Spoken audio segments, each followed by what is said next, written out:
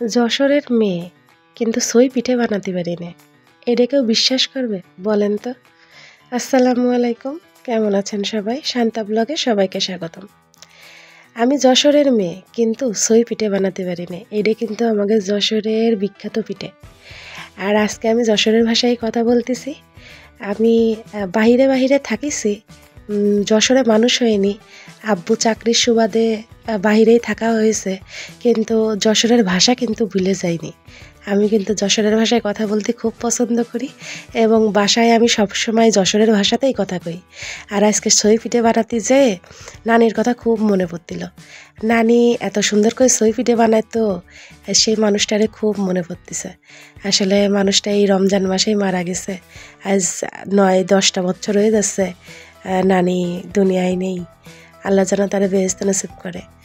আমি সই পিঠে বানাতে পারিনি, আসলে সত্যি কথা। আজকে নতুন বানালাম, একদম প্রথম। এই পিঠে কাটতেও পারি না, আম্মু আমার হেল্প করেছে। আর আজকে পিঠেটা কিন্তু আমি আম্মুর জন্যই বানাচ্ছি। আম্মু খাতে চাইছিল, তাই ভাবলাম যে আজকে রোজার মধ্যে এটা একটু দেখি ট্রাই করে কিরাম লাগে। তাই এই পিঠের মধ্যে কি দিচ্ছি কি না দিচ্ছি কোনো কিছুই বললাম না, সবাই জানেন এর মধ্যে কি দেয়া লাগে না দেয়া লাগে। তারপর তো ভিডিওতে দেখতেই পাচ্ছেন, যার যেরকম মন চাই মিষ্টি দিয়ে নেবেন, পিঠেটারে কেটে নেবেন চালের আটা সিদ্ধ করে। এই হলো দুধ দেবেন, জাল দেবেন, হয়ে যাবে পিঠে। এই হলো সই পিঠের নিয়ম।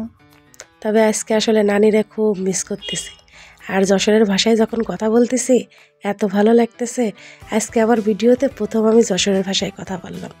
আমার চ্যানেলটা একদমই নতুন, আমি ওরকমভাবে ভিডিও করতেও পারি না। তারপরেও আজকে আমি সম্পূর্ণ ভিডিওটা যশোরের ভাষায় করলাম। আর এই দিক থেকে দেখতে পাচ্ছেন আমার মেয়ে, আমি নামাজ পড়ে ওঠার পরে সে বিশাল জেদ লাগাইছে, সে নামাজ পড়বে। তারপরে তারা একটু উন্না পড়াই দিলাম, সে নামাজ পড়তেছে। ইফতারিতে বসেছে আমাদের সাথে। ইফতারিতে তো সে বড় রোজাদার আমাদের মধ্যে। যাক আলহামদুলিল্লাহ, তার জন্য সবাই দোয়া করবেন, আমার পরিবারের জন্যে সবাই দোয়া করবেন। আল্লাহ যেন সবাইরে ভালো লাগে, আমরাও আপনাদের জন্য দোয়া করি। ভালো থাকবেন সবাই। আসসালামু আলাইকুম।